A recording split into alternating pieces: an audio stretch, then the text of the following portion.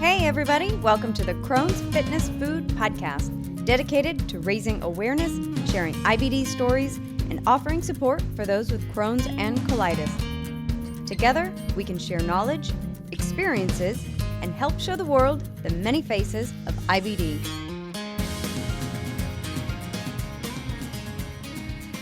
Well, hi everyone. Thank you for joining me today for another episode of the Crohn's Fitness Food Podcast. I'm your host, Stephanie Gish, Crohn's warrior since 2006 and lifelong fitness fanatic. My guest today is Will Jenkins, who was diagnosed with Crohn's disease 7 years ago in his mid-30s. Since then, Will's diagnosis led him down a path of research, natural healing, and developing his own supplement company, including a probiotic with strains grown specifically for IBD. So we're going to talk more about that in just a minute, and let's go ahead and get started with today's show. Thank you so much for joining me today, Will, and welcome to the show. Well, thank you. Thank you for having me. I'm very excited to be here. I've listened to every episode of your podcast so far, and it's just kind of exciting to be one of the guests. Oh, fantastic. I'm excited to have you here today. So I want to get into your story about how you developed your supplement company and how Crohn's has been shaping your life since diagnosis. But before we do that, first tell me about your Crohn's story and the lead up to your Crohn's diagnosis. Sure. Okay. So like you mentioned in the intro, it's been 7 years actually last month. It was a February. I can pinpoint actually exactly when I got sick. So it's kind of interesting for me to kind of not have a birthday, but, kind of a Crohn's day. Yeah. And so that was about a month ago, 7 years back. So the lead up to that, I've always been a healthy person. I played college soccer. Not that I was an amazing player, but that just kind of tells you that I was a healthy person running around. I could eat whatever I wanted, kind of one of those cast iron stomach type of things. Mm-hmm. And then in my early 30s, I got a new job at a nuclear power plant. I don't know that I should talk too much beyond that, but it sent me to a training that was about a 3-hour drive away. And then I also had a long distance relationship with my then fiance, now wife.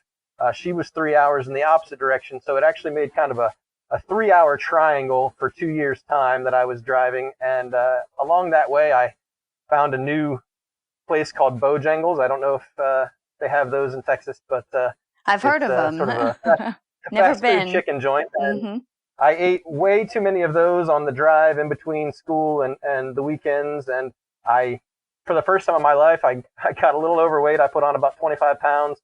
And, obviously that does some stuff to your stomach, to your microbiome anyway. And then I'd kind of shifted from being an active person into a much more sedentary person just because I was spending so much time in the car and in the classes. And so I think that was kind of, for me, I think that was kind of the lead up to it. And then once the job actually started, I was a shift worker. And so our shift was one where we'd be on nights 1 week, days the next week, nights the next, days the next, like that, basically in perpetuity. So being awake one night at 2 a.m. eating basically lunch, and then, 2 days later being asleep, and then starting over a few days later, I think it really just toyed with my stomach. And then one night we all got together for a new shift dinner. I'd been on shift for about a month and a half, and all the people on the shift plus their significant others, we went out to an all-you-can-eat crab leg night, and trying to prove myself amongst all the other big manly men on the shift. I think I ate an entire season of Deadliest Catch worth of lobster that night. And the next morning I woke up and I thought I had food poisoning. I was explosively emitting from both ends, and so I just assumed it was the crab. Nobody else from the shift or from the eating that night had gotten sick, but you never know with those things if you just get the one bad leg. And so that persisted for several days. It started to get a little bit better, but never really went away. And then, like a typical guy, it just took me forever to accept it and go to the doctor. So let's say it was probably about two weeks of being sick that I finally went to the doctor. He put me on a 3-day Z-Pack. I immediately started feeling better. So I thought, okay, sure, it must have been a bacterial issue. 2 days after the Z-Pack ended, I started feeling sick again. went back to the doctor, said, okay, I think we almost got it, but, we didn't quite knock it out. So let's go on a longer prescription this time. So he gave me a 10-day Z-Pak, and I was feeling amazing again. And then, a week after that ended, I got sick again. And this dragged out for quite a while, several months, where I would feel a little bit better, then I would feel a little bit worse, and back and forth. And so I went back to the doctor one more time, and he told me that he needed to send me to a specialist, a GI doctor here in town. So I set that appointment up, went, met with him, and he said that based on what I was telling him, he would say that I probably had ulcerative colitis. Mm-hmm. So I started to look into UC. I started to research, what did that mean exactly? What were the, symptoms? What was the options? Where was that going to take me down the road? And had you ever heard of ulcerative colitis or Crohn's or IBD, anything like that before? Or was this all new? So, I never really heard of UC. Mm-hmm. I did know a little boy, he was only 2 years old when I first met him, who had Crohn's, and he would have to go into the hospital and do Remicade infusions. But since he was so young, it was kind of hardcore. So he'd be in the hospital for 3, 4, or 5 days. So I'd gone in and visited him a couple times. He was kind of a family friend. And that was kind of the full extent that I knew of Crohn's. And I was there to support him, but I didn't really look into, what is this disease you have? I just kind of was there to be a friend and be around, but I really didn't understand what he had. So no, I never really knew much about it. I'd heard of it, but it didn't mean anything to me because, I'm healthy. I'm never going to get that stuff. And so the UC diagnosis sent me one way, and then I did the camera, wore that to work one day. It looked really cool, walking around in my fanny pack with the camera pill. And the results from that were inconclusive, of course. And so he set up the colonoscopy, and we went through all that. The weirdest thing of that is I woke up about halfway through, and I could feel him poking around in my stomach, and that was kind of an odd feeling. But basically, right after that, he told me that it was, in fact, Crohn's. And so we started sort of the process of learning all of that. Put me on sulfasalazine and prednisone. The prednisone, I didn't get the moon face that you read about from so many people, but it just made me sweat constantly. It wasn't a pleasant experience, but it did knock the issue out very quick. Made me feel way, way better. Once I got off of that, the sulfasalazine was kind of making me feel a little bit nauseated all day long. So he switched me over to mesalamine, I think, or something along those lines. And that also just made me feel a little bit queasy all day. So I just didn't like how I was feeling. So I went back and I was talking to them. And I remember that his PA, his physician's assistant, told me that it didn't matter what I ate or really what I did, just kind of live my life. And then if I ever started another flare, just come back and see them for another round of prednisone. And that was really the best way to deal with it all. And that just seemed, I don't know, it didn't seem right to me. So I started kind of looking into it a little bit more, and started seeing stuff posted online about enteral nutrition, which is, I guess, much bigger in the UK than it is here. And I couldn't find any like real medical supplies for that, at least not without going through like hospitals and stuff. So I kind of went with the next best thing as far as I could tell, and that was Ensure. So I put myself on a liquid diet of Ensure for a month. And were you taking the mesalamine? Were you still taking the medications when you started doing that? How long? At this point, I had stopped pretty much all the stuff. This is putting us probably into about June or July. In June, I got super sick. I had to miss a friend's wedding. Shout out to Susan and Keith if they're listening. And that kind of sent me, down the path of, all right, I've got to figure this out, and I've got to get better. And so the Ensure, the bonus is that I lost the weight that I had put on through the car lifestyle, and then some. And so that got me feeling a lot better, and it made me realize, okay, maybe there is something going on, not necessarily with nutrition, but with like what I'm eating. Is that the trigger? And so I found the Specific Carbohydrate Diet, SCD, and dove headfirst into that and was hardcore, followed all the rules. There's a lot that goes into it. It's not that it's an impossible diet to follow for sure, but it's definitely a lot of things that you have to, make sure you're on the legal list, not on the legal list. But if you can stick to it, I think it is really a great first line attack on trying to figure out how you can sort of treat yourself, not really treat yourself, but, help yourself without going the drug route. And it really made me feel so much better. I stuck to it hardcore for 3-4 months. And then, like most people, I started feeling better. So then I started to relax. Yeah. And I think we all have to do that at least once. Right. But I didn't really go downhill all the way. I mean, I definitely had some glitches. So these days, I kind of consider myself on the SCD adjacent diet. I follow the principles of the carbs and the sugar and the processed food, but I don't get bent out of shape over sort of the legal, illegal lists and whatnot. But anyway, that had me feeling much better. So then I really started getting into the supplements instead of the pharmacological options. The GI doctor had told me that once you start on the sort of more hardcore drugs, you were probably going to be on them for the rest of your life. And, looking at 60, 70 more years of life, I just didn't think that sounded like the best option. I mean, it's definitely an option if things were to go downhill and I couldn't treat it on my own. And it's definitely, those drugs have saved people's lives. So I'm definitely never one who's saying, do not do the drugs or don't go to the hospital. I think you should definitely do that if that's what's best for you. And I think it's definitely, it's like I said, save people's lives, change their lives. And so I'm definitely not out here being negative about that. But just for me as a personal choice, I wanted to avoid that as long as I could. So that kind of swung me around to trying the herbal route. And so the job that I have, the shift work is kind of hard on my stomach, but the good thing is that on the night shifts and the weekend shifts, I had a lot of time to do research.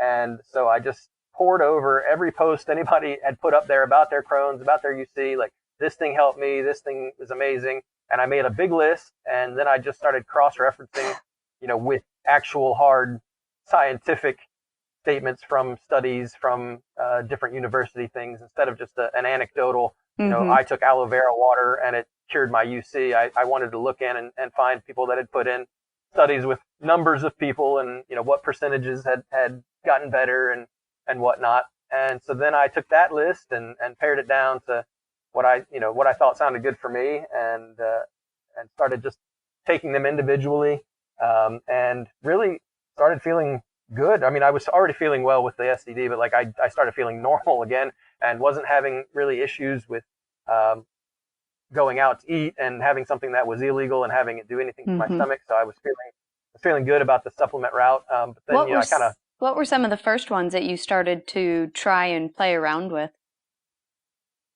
Well, so turmeric / curcumin, of course, everyone's putting out there as kind of the supplement of the moment. And so I grabbed some of that, and then I found the Boswellia serrata and ginger, and was taking those, but kind of in larger doses. And then I would sort of read an article about something else, like green tea extract, and I would add that in. And then I woke up one day and I had 15 or 16 bottles on my sink, and I'm throwing, $200 a month to Amazon to take all these pills. And I started to think, oh, this isn't really, sustainable. And that's kind of when I got the idea for trying to make my own thing, not even necessarily as a commercial route, but just like, all right, what can I do to pair smaller quantities of these together and at least save myself some money. And so I started kind of tweaking, instead of 500 milligrams of one and 1500 of another, like could I take 250 of one and 400 of another? And so over the course of about a year, I just kind of took one away, added one, increased one, decreased one, until I got myself feeling really just like tip-top shape, back to like I'd never been sick to begin with.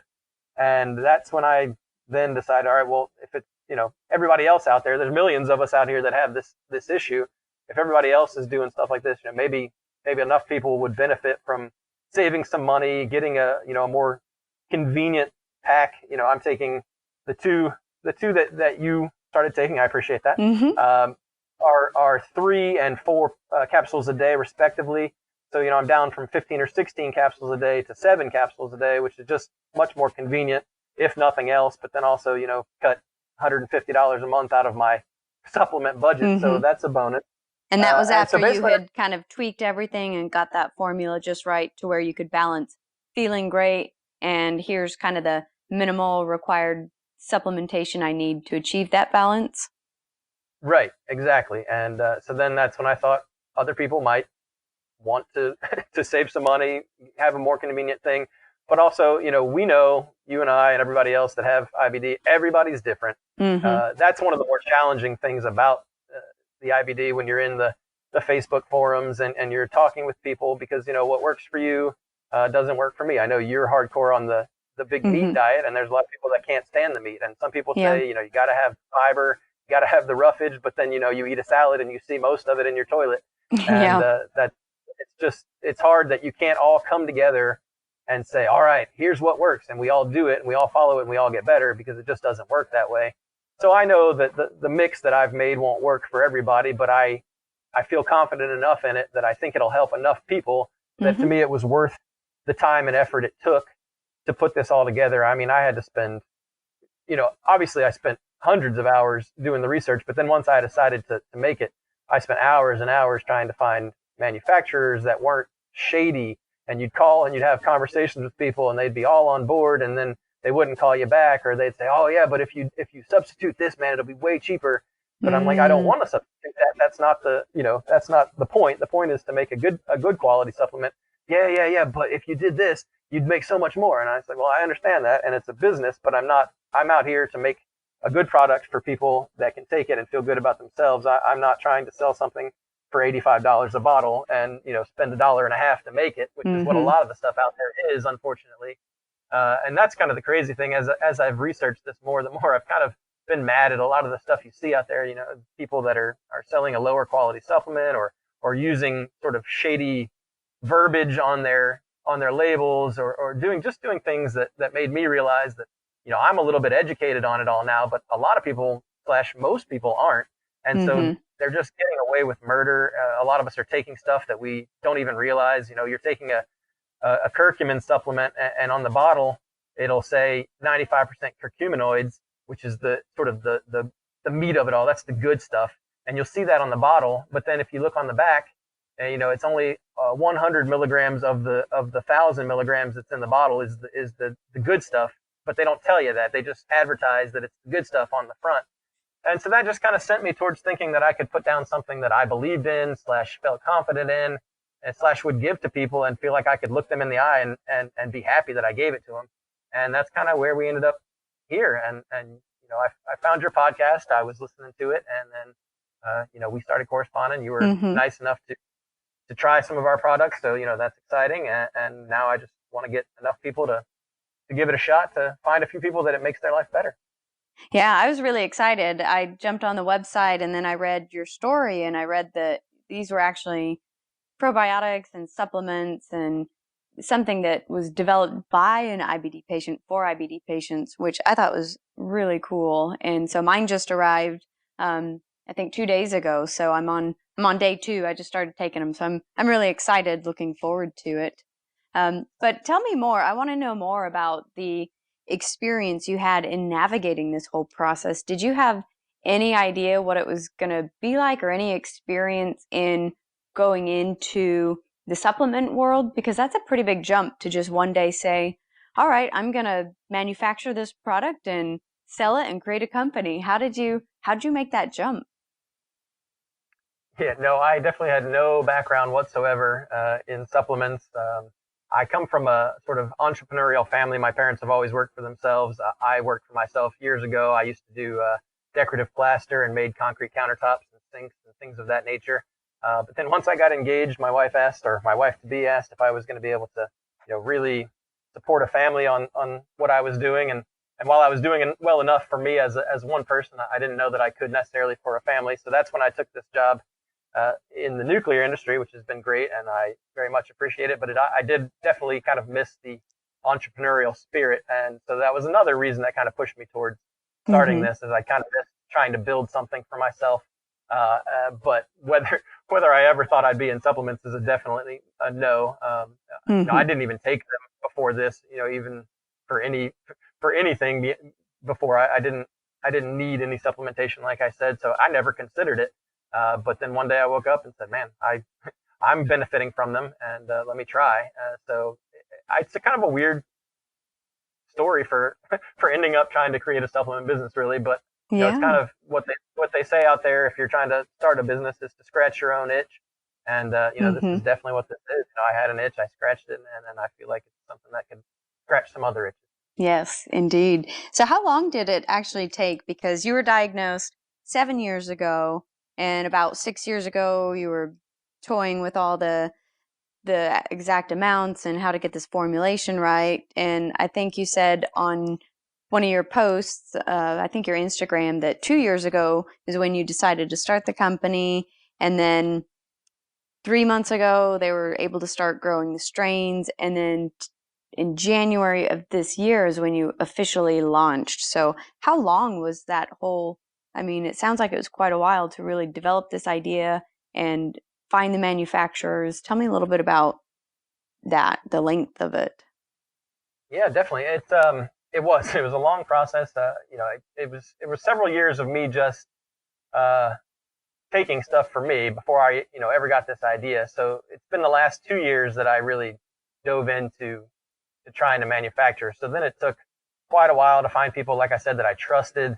Mm-hmm. I would speak with one company for several months and feel like we were sort of working towards something, and then something would happen where like I just suddenly got a queasy feeling about like and you read a lot out there. If you decide to start one of these things, you try and research other people's experiences, and you read a lot out there with people that gave a company a lot of their money and then got pills that were complete duds that didn't have any of the ingredients in there.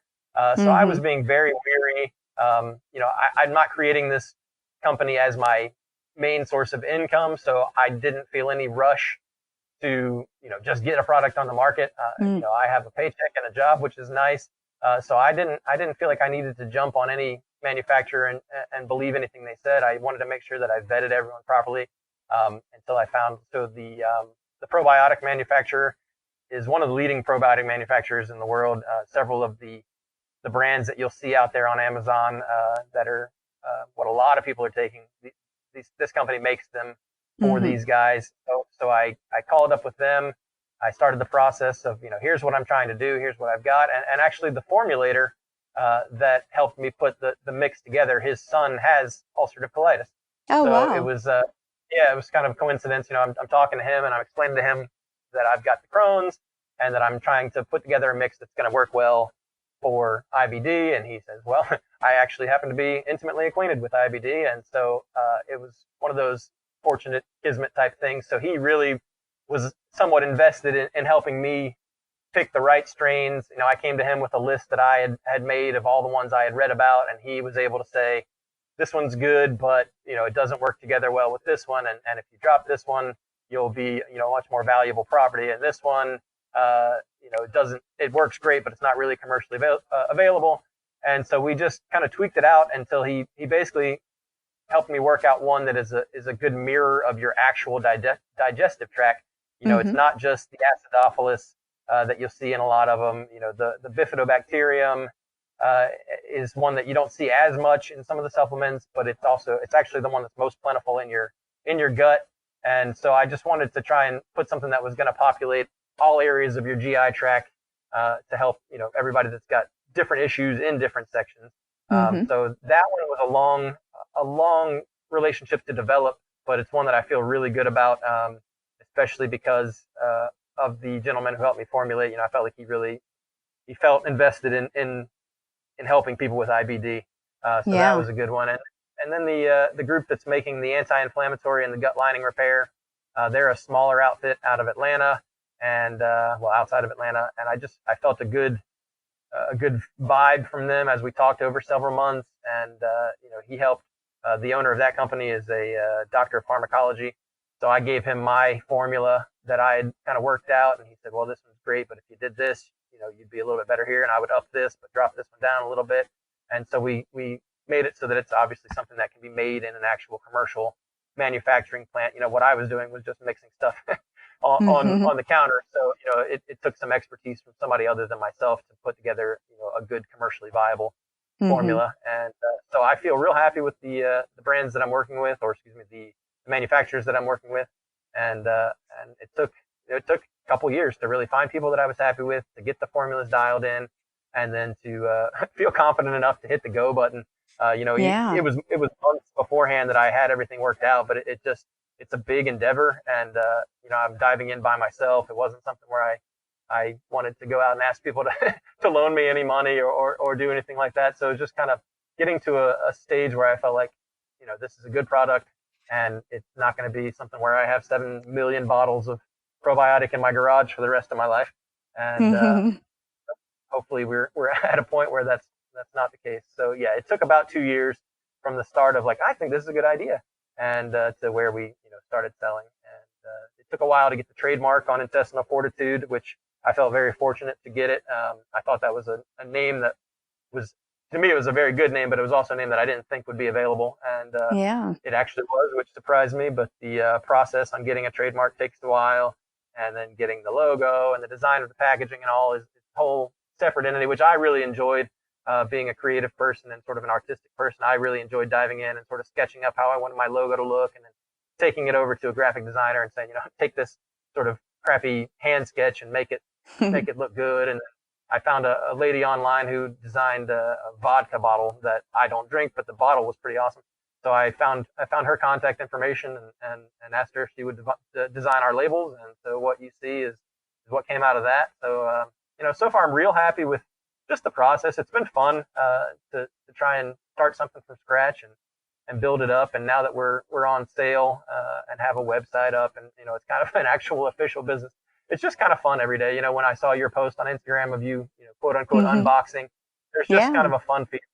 And some nights you almost forget. Now I've been taking them so long, you almost forget that it's your own thing. And so some nights I'll be popping my handful in, and I'll look at the bottle and I just kind of get that sort of swell of pride that I just came up with an idea and I followed through with it, and here it is. I imagine when you listen to your podcast or when you see the the episodes up there, you probably feel the same way. It's just you had an idea and you had the gumption to see it through, and here you are. And so I feel really good about Intestinal Fortitude, and now the whole plan is to get enough people to feel good about taking it, and to have it help them, and to write me those letters that you always want for, like, oh, I was in the dumps and life was crappy, but then I found your product and I feel so mumuch better now.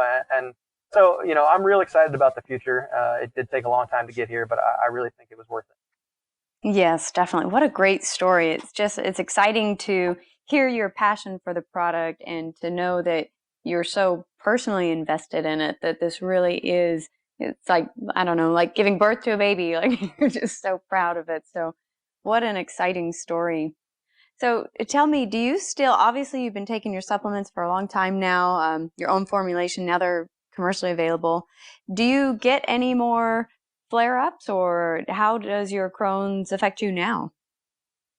That's a good question. I don't have the shift work job anymore as of this year, so it's only been 3 months, but the shift work still toyed with me even once I was on the supplements and feeling good, because sometimes I'd come off the night shift and it would just be, luckily everybody that listens to this hopefully is an IBD type person, so it's not too much information, but the toilet would just be full of blood, and it was just, so it's kind of sad to look back there and go, wow, I thought I was feeling good, but there you go. So sometimes coming off of nights would really mess with me, but now that I've been off shift for a few months, I'm really not having issues. On occasion, I'll have a much looser stool than normal, but I have 3 kids under the age of 6, and so I think that stress. Not that they're the cause. I love them dearly, but I'm tired from dealing with them. I'm not getting the sleep that I should be getting, and so I think that more than anything is affecting my stomach. But as far as flares go, really, anything that happens is usually, a day or two, and then I just kind of tighten up. I get a little more sleep one night, or I eat, a couple extra smoothies instead of a meal, and I can dial it back in really quick. That's awesome. That's really great to hear. What kind of when you say smoothies, if you start to feel kind of a little bit, if the stress gets to you or your body starts to feel a little bit worn down, what kind of smoothies do you make and kind of drink? Is it Ensure style, or do you have your own? When I was on the SCD, one of the big tenets of SCD, if you know about it, I guess I should have asked that, but is making your own yogurt. I tried it myself for a little while too. I think Okay. it's funny. I think a lot of people with IBD have definitely stumbled upon it and tried it, at least for a little bit. Yeah, it takes a lot of work, but like I said, I think it's worth it. But one of the things, the main tenets is the homemade yogurt. So I really got into the yogurt, and so basically it's like a half a quart of yogurt, a banana, maybe a third of a can of pineapple rings, the pineapple juice thrown in mostly for flavor, honey for a little flavor, and a handful of spinach. And so I'm not saying it's the most nutritious thing Mm-hmm. ever, but it tastes pretty good. And so, I usually will have that for breakfast, as opposed to, something thicker. And, Mm-hmm. if I am not feeling well, then I'll have something similar, maybe throw in an avocado or a different fruit and have one for breakfast and lunch for a couple of days. And usually that does the trick. I know that I'm lucky in that. And, Yeah. I don't want to ever not let that be out there. Like my case of Crohn's was diagnosed as being moderate. Mm-hmm. I know people out there that are way, way worse. And so I don't ever want to downplay, Mm-hmm. everybody else's disease because I'm able to do it with a smoothie and a supplement. I'm definitely not saying that that's going to be the Yeah. case for everybody. Um, a lot of the groups that, probably you and I both, but definitely myself are in on Facebook and whatnot. You'll see a lot of people that take umbrage, with people talking about non-drug related stuff Mm-hmm. because their Crohn's or their UC is so much worse, and there's people that you see on there that have been in the hospital for months, and you feel Mm-hmm. bad for them. Uh, but I'm just feel fortunate that I'm not that bad. So I just want to make sure everybody knows that I'm not, Yeah. espousing that's the way you fix your stuff. But for me, a couple smoothies, and maybe popping an extra probiotic or two at night, is enough to do the trick. Mm-hmm.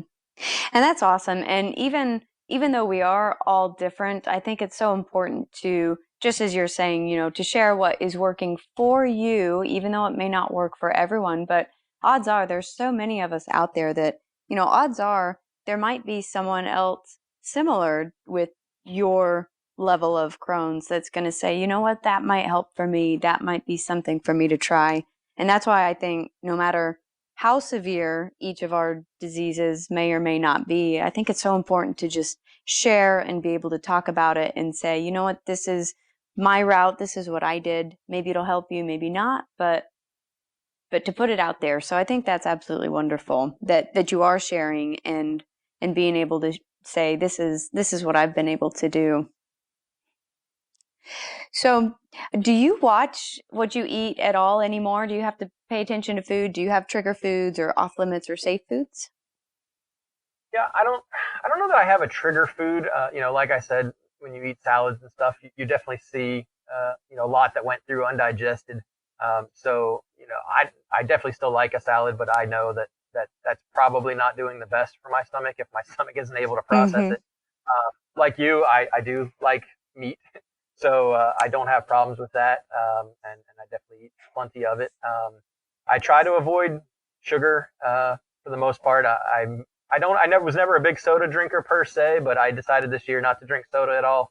So I'm happy to say that I haven't had a soda in 2019, and Mm-hmm. so I'm just trying to do little stuff like that, not eat processed junk if I can. I don't necessarily mind having an ice cream with the kids from time to time, but I'm not grabbing, a spoonful out at midnight or anything. So for me, if you can avoid, sort of the tenets of the SCD, if you can Mm-hmm. avoid the carbs, you can avoid the sugars, you can avoid the processed foods, that's making enough effort for me, that, I'm able to deal with it. Maybe you need to be stricter for some people. Maybe some people, need to go a completely different route. But for me, I don't have a trigger food per se. I just know that if I'm smart about what I'm eating, I end up doing better. Well, talk to me a little bit more about stress, because even though food may not necessarily be a strong trigger for you, stress sounds like it is one of your triggers, just between shift work and small children keeping you busy. But so tell me, how have you found ways over the years to manage stress? Because I know that's a big trigger, definitely for me and for a lot of other people with IBD. Yeah, stress is a funny one. I used to be a very stress free person. It never like I just wasn't bothered by stuff. I was kind of a laissez faire kind of person. But as you get older, you get more responsibilities, and things. There was a certain amount of just stress that came with the shift work. That's luckily gone now, but, there's stress that comes with the 3 kids, and I feel like I need to say that their names or else they'll yell at me later. So I've got a 6-year-old named Charlie. She's a girl. That's girl Charlie Charlotte. I've got a 3-year-old named Trip, and then I've got a 1.5-year-old named Ben. And so they are the source of my joy, but also the source of my stress. So, doing the best that I can to keep up with sleep and to keep up with eating well is really the best that I can do. I used to play a lot of sports as my de-stressors, as my sort of way of getting out and having fun and moving around. But between having a full-time job, trying to build a company, and then having the family, like I haven't played sports in quite a while. So it is hard. You do hit a point in your life where it's hard to de-stress. It's hard to find time to get out and just do stuff that that is fun and carefree. Not that playing in the yard or going to the playground is not fun and carefree, but it's a different kind of de-stressing. But of course, when you're out there running around with them and they're laughing, you're not feeling the stress of a lot of the stuff. So it's its own form of stress and de-stressing at the same time. It's not a very good answer as far as being a helpful de-stressing option, but I do think that anytime I do have a little bit of a flare up or whatever, it is definitely more related to stress than anything else, and probably a lack of sleep. What you'll see out there with a lot of the people on the sites is that fatigue is a big thing, and that's actually the second most reported symptom of IBD, and so I definitely feel like fatigue is what gets me. Like I'll be fine and going strong, and then one day I'll hit a point where I'm just too tired, and that's when my guts will give up on me a little bit, and but then you try and get it back to where you're getting an extra hour here and an hour there, or maybe catching a nap when you can, and so I think dealing with fatigue, I guess, is almost the same as de-stressing in this scenario. Yeah, I think so. And both important points and great tips to keep that. And even though you said it's kind of a stressor, but de-stressor it with running around with the kids, it sounds like what you're doing is living in the moment, though. And really, when you're laughing and enjoying those moments, you're able to be that and let that be the de-stressor. So I'm trying my best. So talk to me a little bit about advocacy, because part of your new role in launching Intestinal Fortitude is that you've now become an advocate for Crohn's and colitis, and you're using your Instagram quite a bit for sharing information about IBD in general and raising awareness. So what has the experience and the role of advocate been like for you? So I would have not really thought of myself as an advocate until that question right there. But I guess, yeah, I guess I am. Yeah. I mean, I was just sort of putting out, little tidbits of information on the Instagram and on the Facebook of things that I had found interesting, Crohn's facts, UC facts, or microbiome facts, and just things that get people talking, get people thinking. I put up one the other day about how if everybody with IBD in America were to hold hands, we would stretch from Manhattan to Disney World. And I came up with that one myself just based on, some numbers versus some calculations. So, obviously it's not to the inch, but it just gave a nice representation of, think about that. Like if we all grabbed hands, we'd stretch that far. So there's a lot of us out there, and it's, you see people say it's an invisible disease, which of course is true. I never really looked at it in those terms. And when they say that, they're talking about how you and I can be having a conversation with somebody and they'll never know that we actually have IBD because it's not something you see on the outside. But I also kind of look at it now as an invisible disease, in that a lot of people don't know what it is. A lot of people don't, not that they don't care, but they just never thought about it. And so you can be walking around with a disease like we all have, obviously to many different and varying degrees. But you have a disease. It's, clinically diagnosed disease, and nobody knows it. And a lot of people don't know what it is. And then once you do talk to them, it's the pooping disease, it's the bathroom disease. And that's definitely true. But, there's so much more to it. It affects you from your mouth on down. And, people have issues with their eyes, with their teeth, with their hair, with their joints. It's not just about, I need to go sit in the bathroom for a little bit of time. When I got sick, I spent a lot of time in the bathroom, and I watched the entire series of Lost, and I'm not saying just a season. I'm saying the entire series of Lost in the bathroom on an iPad because I was in there so much. And so for me, it was a pooping disease at first, but then you come to realize like it's not just a bathroom disease. And so as an advocate, I'm trying to just put out like facts out there, let people see, and mostly people that see my Instagram or my Facebook are going to be people with IBD. So it's not like it's getting it out there to a bunch of random people in the world who are going to suddenly turn their opinions around or anything. But it also, sometimes shares facts and figures that people even with IBD don't know. And so it gives them something to talk about with some of their friends who maybe don't have IBD. Like, hey, look at this, man. If we all stretched out, we'd be from Manhattan to Disney. That gives everybody like, oh, well, that's something to talk about. So yeah, I guess I am an advocate. So I'm going to take that mantle and wear it, and just try and get the word out there, and that there's a lot more to IBD than pooping. And like I said, the fatigue.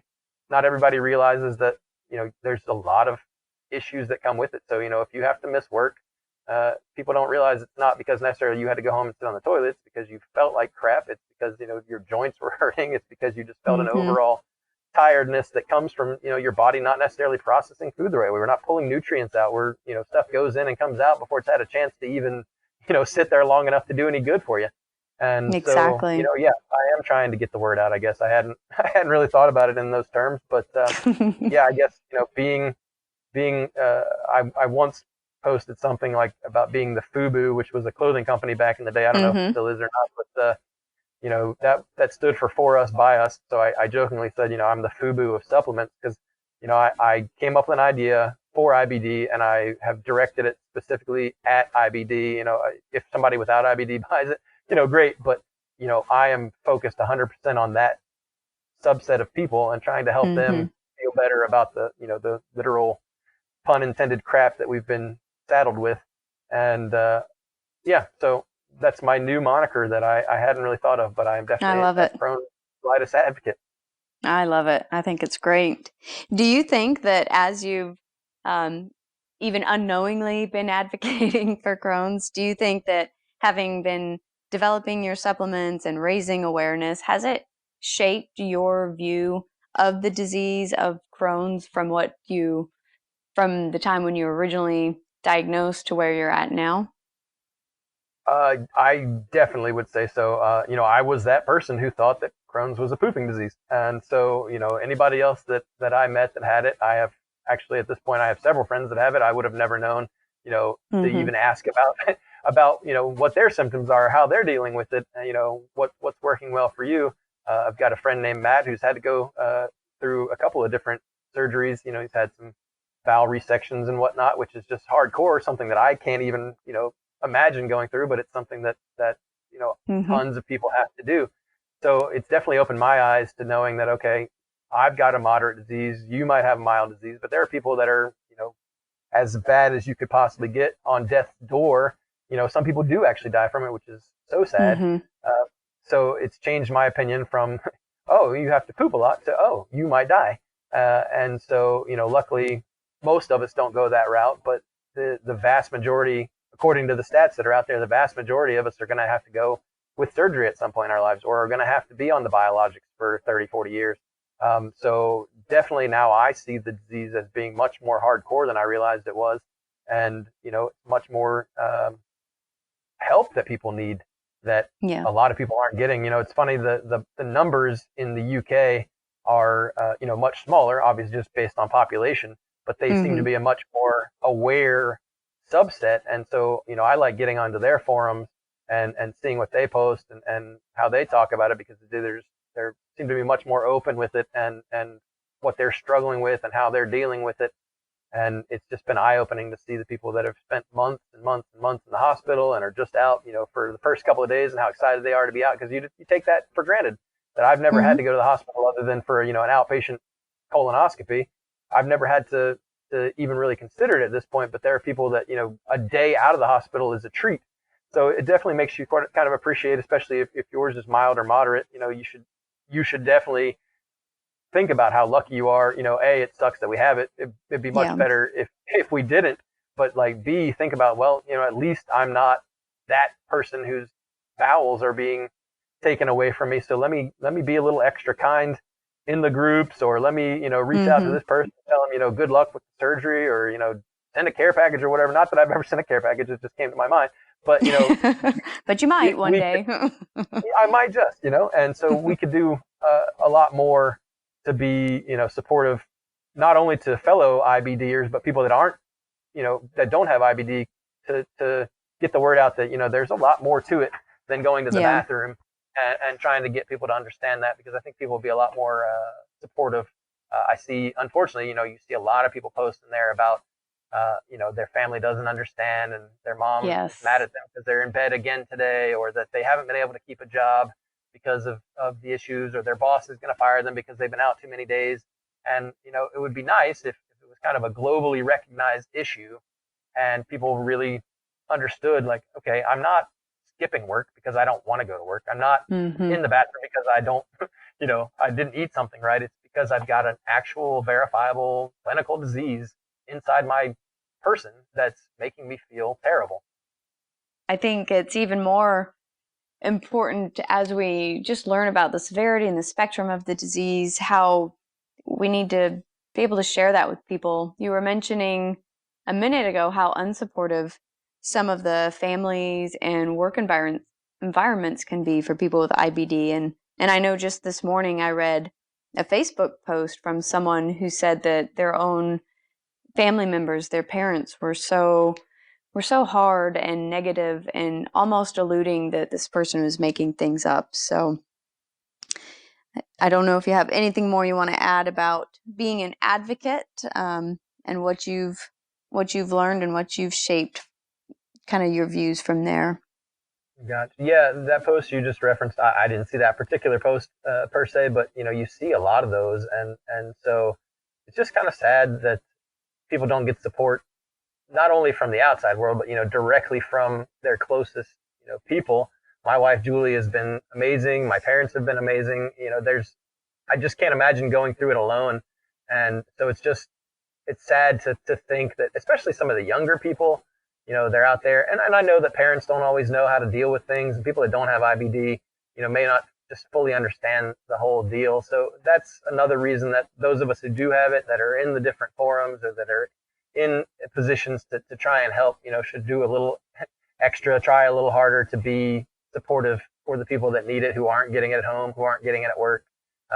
So as far as the whole advocacy goes, I'm going to try even harder to be a shoulder to type on. And, so definitely I think it's something that you've opened my eyes even a little bit more to the fact that, I'm now in a position where I need to try and help. I've always been in those groups. I actually joined Facebook only to do IBD like forums and things, just to listen to other people and see what they were doing, what was working and what was helping, and then to drop my little knowledge bombs where I could about things I've learned. I'm not actually on Facebook as far as friends and family go. So I need to treat that more as a group that's like a family, and get in there and try to be as friendly and supportive as I can be. And then I think we all need to do that, and just be the support system that a lot of people aren't getting in their own real worlds. Great reminder, and very well said. So if people want to learn more about Intestinal Fortitude supplements and your story, where can they follow you? We're just talking about your online presence there, but where can they follow you and learn more about the supplements? So the website is intestinal-fortitude.com, and it is the spot where you can go and read, my sort of abbreviated story. You can listen to this podcast if you want to hear the whole thing. You can read the story, you can see the products, but also read about them a little bit, see what's in them. Like I said, we spend a lot of time getting these mixes together. So I want people to feel confident that, they're not just taking random junk.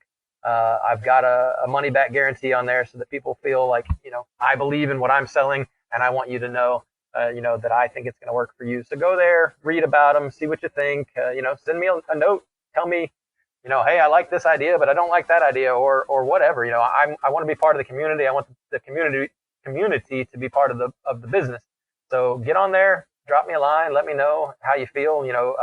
Instagram, like we've talked about, it's intestinal, the number 4 titude. So intestinal 4 TITUDE.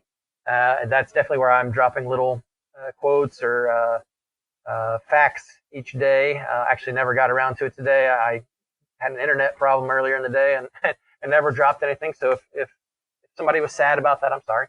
But there's still time in the day left. There you go. So go there and shoot us little messages. Shoot Stephanie a message. Tell her how amazing this podcast was. How it's way better than all the rest. No, just kidding. They've all been great. But I'm really enjoying listening to your podcast, and I hope other people will do the same. And as you grow and get more people on, it's just fun to listen to other people's stories and see how they've dealt with it. And so for me, it's intestinal-fortitude.com and Intestinal Fortitude on Instagram. And for you, obviously they found you already. So I hope you can keep up the good work and keep throwing us some new interesting people to listen to. Thank you. I hope I will. I plan to. So, and then I do just want to point out, I know on your website, you're offering free shipping on all orders over $75. And so I want to make sure people are aware of that. And you also offer a really awesome value bundle. That's the one I just barely bought just a couple days ago. It arrived, and that was a 2-month supply. And I got to say, it is absolutely awesome how affordable and just available your products are. You've got a wonderful formulation and an incredible value for what you're offering for, your 2-month supply. And I think with that, you're giving people $5 off each bottle of the AI 5 and the gut lining repair 6. And so it's an incredible bundle. I recommend everyone go check it out. Free shipping on over 75. So thank you for sharing your story and for creating this incredible product. I'm definitely I'll be talking about it more later once I get, more than 12 hours of supplements in my system. So thank you for all that. All right. Well, you're welcome. And I really appreciate you saying the nice things about it. And I hope that people will go check it out and, let me know how they feel about it. And I really appreciate the opportunity to be on the show. And like I said, I really enjoyed listening to it. So I look forward to hearing the next episode, and the next episode, and the next episode.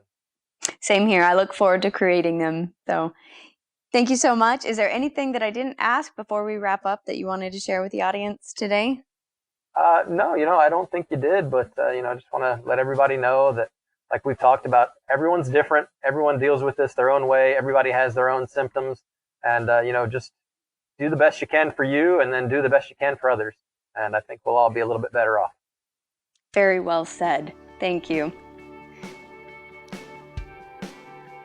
Thank you for listening to the Crohn's Fitness Food Podcast. I hope you enjoyed this episode. If you have an IBD story, either as a patient or a family member that you'd like to share as a guest on this podcast, or if you have a topic you'd like to hear about, send me an email at crohnsfitnessfood@gmail.com. If you'd like to learn more about me and my Crohn's journey, follow me on Instagram using @Crohn'sFitnessFood, or visit my blog for in-depth articles about my struggles and victories with Crohn's through diet, fitness, and lifestyle at www.crohnsfitnessfood.com. And finally, remember, be strong, be grateful, and be the warrior that you are.